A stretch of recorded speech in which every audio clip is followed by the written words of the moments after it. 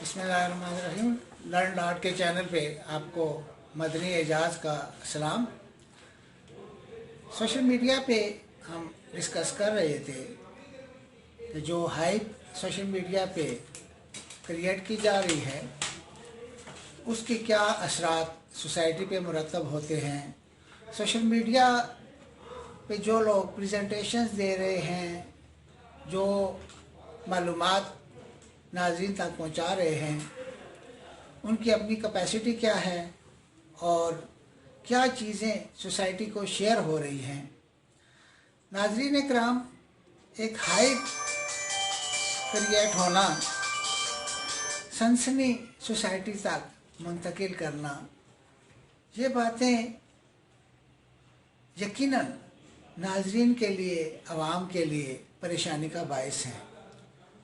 चंद हफ्ते पहले एक नौजवान जो सोशल मीडिया पे अपना एक चैनल लॉन्च करना चाह रहा था, हमारे ऑफिस आया तो उसे मेरे कोलीग ने कोर्स का मशवरा दिया कि वो सहाफ़त से मुंसलिक जो कोर्स है, मीडिया पर्सन्स को हम करवाते हैं, तो वो कोर्स कर ले। लेकिन बज़ाम ख़ुद वो पढ़ा लिखा नौजवान था, मास्टर डिग्री का हामिल था, तो उसने इस चीज़ को रिफ्यूज़ किया। फिर मेरे कोलीग ने उससे पूछा कि न्यूज़ क्या होती है, तो उसने कहा कि जो चीज़ सनसनी फैलाए वो न्यूज़ होती है। अब इस तरह के लोग जो फील्ड में आ रहे हैं, जो सनसनी को न्यूज़ समझते हैं, तो जाहिर है कि वो सोसाइटी को सनसनी, हिजान, हाइप्स और टेंशन्स ही देंगे।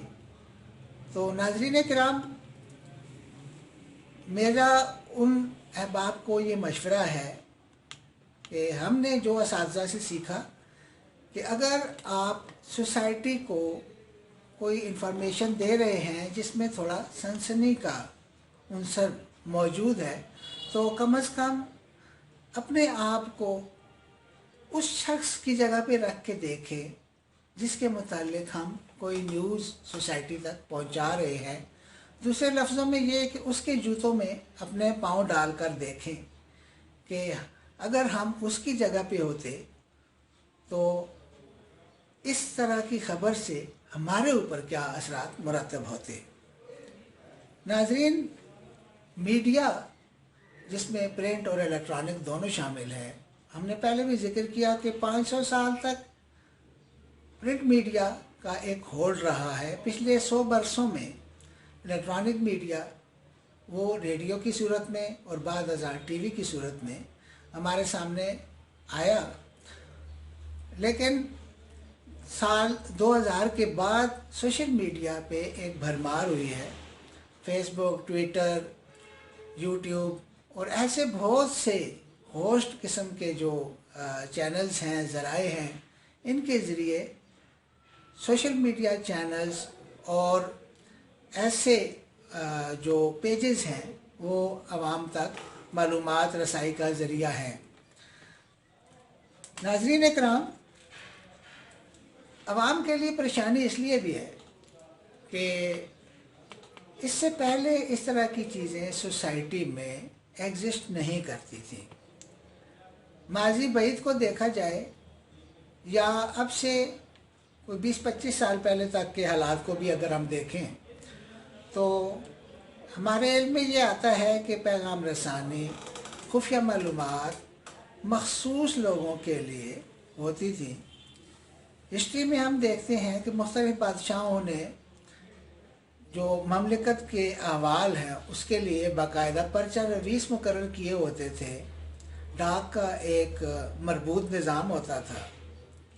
शेरशाह सूरी के मुतालिक हम ये सुनते हैं, पढ़ते हैं कि उसने कलकत्ता से काबुल तक एक जो सड़क बनवाई, उस पर सराय थी, उसके ऊपर डाक का एक बाकायदा निज़ाम था। तो खैर ये बात तो लंबी हो रही है, लेकिन कहने का मकसद ये है कि पहले ज़माने में मखसूस बादशाह जो ज़िम्मेदार थे या इंतज़ामी लोग थे, उन तक ख़बरों का पहुंचना लाजमी होता था। अब ये चीज़ें अवाम की रसाई तक आ गई है اور خود عوام ہی اسے آگے منتقل بھی کر رہے ہیں، اس کے ناظر بھی ہیں، سامع بھی ہیں۔ تو اب اس طرح کی جو سچویشنز ہیں اس میں لازمی بات ہے کہ عوام جو پچھلے صدیوں سے ایک سیٹ اپ کا حصہ تھی، تو اب انہیں پریشانی کا سامنا ہو رہا ہے۔ اس پہ کافی معلومات افزا جو بحث ہے وہ ہم اگلے پروگرام میں انشاءاللہ آپ کے ساتھ ڈسکس کریں گے، اور یہ تاریخی طور پہ یہ ثابت کرنے کی کوشش کریں گے کہ صحافت جو ہے وہ کس طرح اخلاقیات کی پابند ہوئی، اور کیسے اس میں جو کچھ اصول وضع کیے گئے ہیں ان کے لیے کیا بنیادیں سامنے آئی تھیں کہ جس کی وجہ سے اخلاقیات کا ایک ان کے اوپر پابندی صحافیوں کے اوپر یا میڈیا کے اوپر لگائی گئی تھی۔ اگلی قسط میں ہم انشاءاللہ اس پر ڈسکس کریں گے۔ تب تک کے لیے اجازت، اللہ حافظ۔